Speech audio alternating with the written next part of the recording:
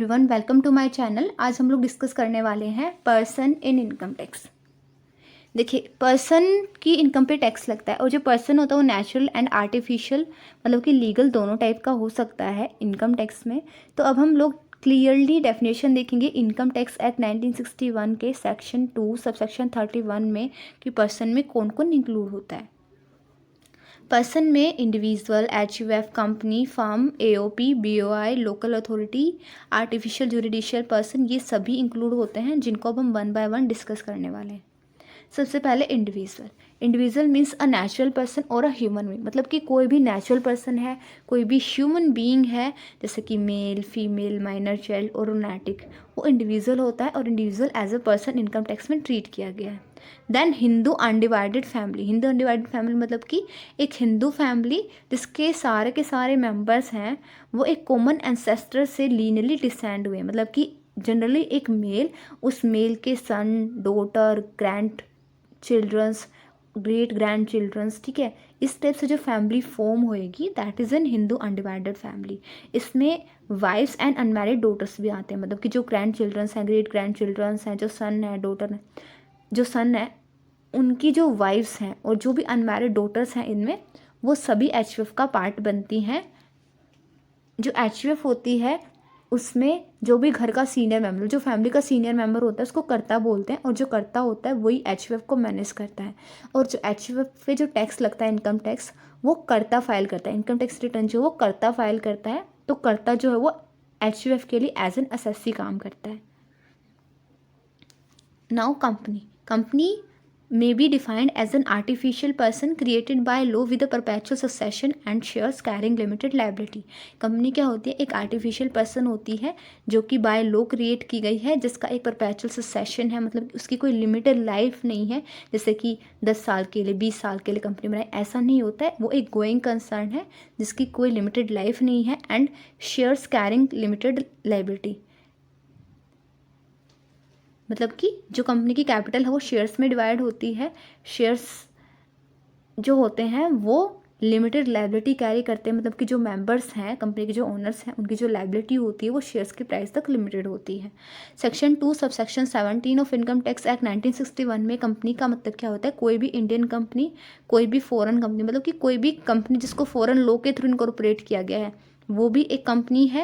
And also कोई भी institution, association और बॉडी जिसको सीबीडीटी ने जनरल या स्पेशल ऑर्डर के थ्रू डिक्लेयर कर दिया company, that is a company in income tax. Because income tax department जो है वो central board of direct taxes के अंडर काम करता है, जो कि जब मैंने इनकम टैक्स के फीचर्स आपको बताए थे तब बताया था। तो सीबीडीटी ने जिसको भी कंपनी डिक्लेयर कर दिया that is N company in income tax. Now firm में यहाँ पे ओनली पार्टनरशिप फर्म्स आएंगी। पार्टनरशिप फर्म क्या होती है? जब दो या दो से ज़्यादा इंडिविजुअल्स और एंटिटीज़ मिलके एक बिजनेस को कैरी करते हैं, मिलके एक बिजनेस रन करते हैं, that is N partnership firm. Partnership firm में एलएलपी, लिमिटेड लायबिलिटी पार्टनरशिप भी इनकम टैक्स में इंक्लूड होती है। लिमिटेड लायबिलिटी पार्टनरशिप क्या होती है? जब जो पार्टनर्स होते हैं उनकी लायबिलिटी लिमिटेड होती है, that is N limited liability partnership. Partnership firm में जो टैक्स होता है वो पार्टनरशिप फर्म ही पे करती है, ठीक है, मतलब कि पार्टनरशिप फर्म की इनकम पे टैक्स पे करा जाएगा। पार्टनर्स को जो पार्टनरशिप फर्म से इनकम होगी उस पर वो लोग टैक्स पे नहीं करेंगे, पार्टनरशिप फर्म टैक्स पे करेगी।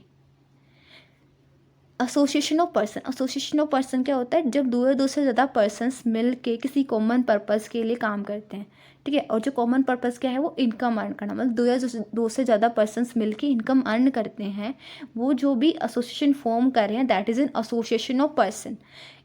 इसमें दो या दो से ज़्यादा इंडिविजुअल भी हो सकते हैं, दो या दो से ज़्यादा पर्सनस, मतलब कि दो या दो से ज़्यादा कंपनी भी हो सकती है, एक इंडिविजुअल एक कंपनी भी हो सकती है, ये सभी मिलके एओपी फॉर्म कर सकते हैं। Because AOP is an association of person, और पर्सन में इंडिविजुअल, कंपनी, फर्म, ये सब इंक्लूड होता है, तो इन सभी के मेल से एओपी बन सकता है।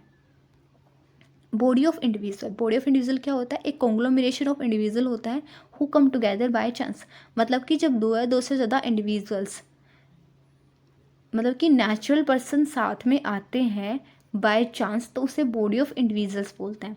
ये अपनी मर्जी से भी साथ में आ सकते हैं और किसी लीगल अरेंजमेंट से भी साथ में आ सकते हैं, ठीक है, लेकिन जैसे कि इनहेरिटेंस, विल्स और किसी भी टाइप का collective action for example 2 friends हैं, दोनों ने मिलकर एक प्रॉपर्टी खरीदी और वो उस दोनों मिलके उससे रेंटल इनकम अर्न करें, मतलब कि दोनों उस प्रॉपर्टी के को ओनर हैं और दोनों को उससे इनकम हो रही है, मतलब कि वो एक कलेक्टिव एक्शन करें। लेकिन उनकी कोई इंटेंशन नहीं थी ना कि वो कोई ग्रुप फॉर्म करेंगे, वो साथ में मिलके कोई एसोसिएशन फॉर्म करें, वो सिर्फ एक कलेक्टिव एक्शन करें प्रॉपर्टी ओन करके इनकम अर्न करने का। तो इससे हम बॉडी ऑफ इंडिविजुअल बोलते हैं, क्योंकि वो बाय चांस साथ में आए हैं। बॉडी ऑफ इंडिविजुअल जो होती है वो जनरली इनकॉर्पोरेटेड नहीं होती, मतलब उनका कोई लीगल स्टेटस नहीं होता है। अब देखिए, जो दोनों फ्रेंड्स मिलके प्रॉपर्टी को ओन कर रहे हैं, इनकम अर्न कर रहे हैं, लेकिन उन्होंने ऐसा कोई रिलेशनशिप तो फॉर्म नहीं किया ना कि वो साथ में मिलके कोई बिजनेस करें, ऐसा नहीं है। तो that is an body of individual. Local authority मतलब कि कोई भी authority which is legally entitle और interested by government with the management and control of municipal और लोकल फंड्स। कोई भी अथॉरिटी जो कि लीगली इंटाइटल है, इंटरेस्टेड है गवर्नमेंट से कि वो म्यूनिसिपल और लोकल फंड्स को मैनेज करेगी, कंट्रोल करेगी, that is an local authority. देखिए, स्टेट गवर्नमेंट और सेंट्रल गवर्नमेंट के लिए ऐसा पॉसिबल नहीं है कि वो बिल्कुल छोटे छोटे एरियाज़ में जाके सर्विसेज प्रोवाइड करें। तो इसलिए डिफरेंट डिफरेंट लेवल्स पे डिफरेंट अथॉरिटीज़ होती हैं, डिफरेंट लेवल्स बोल सकते हैं हम गवर्नमेंट के होते हैं, जिन्हें हम लोकल अथॉरिटीज़ बोलते हैं। जैसे कि panchayat, municipality, municipal corporation, district board, ये सब क्या होते हैं, लोकल अथॉरिटीज़ होती हैं। नाउ आर्टिफिशियल जुरिडिशियल पर्सन में सबसे पहले तो कोई भी public corporation which is establish under special act of legislature, मतलब कि कोई भी पब्लिक कॉर्पोरेशन जिसको एक स्पेशल एक्ट के थ्रू एस्टेब्लिश किया गया है, that is an artificial juridical person. And also कोई भी एंटिटी जिसको बाय लॉ रिकग्नाइज किया गया है कि भाई इसके लीगल राइट्स एंड ऑब्लिगेशन है, that is also an artificial juridical person, जैसे कि ट्रस्ट, यूनिवर्सिटीज़, इंस्टीट्यूशंस एक्सेट्रा। अगर हम लॉजिकली बात करें तो आर्टिफिशियल जुरिडिशियल पर्सन में जो भी हमने अभी पढ़ा है, मतलब जिसके भी लीगल राइट्स एंड ऑब्लिगेशंस होते हैं, वो सभी आर्टिफिशियल जुडिशियल पर्सन होते हैं। मतलब कि अगर हम एक कंपनी की बात करें तो कंपनी भी एक आर्टिफिशियल पर्सन है, एक जुडिशियल पर्सन है, बिकॉज लॉ ने कंपनी को लीगल राइट्स एंड ऑब्लिगेशंस दी हैं। So company is also an artificial judicial person. Basically यहाँ पे जो भी हमने ऊपर वाली कैटेगरीज में नहीं डाला है वो सब इंक्लूड होता है। So thank you all. Thank you for watching my video. If you like the video, don't forget to like, subscribe and comment on my channel. Next video में हम लोग डिस्कस करने वाले हैं who is an SSC as per section 2 subsection 7 of Income Tax Act 1961.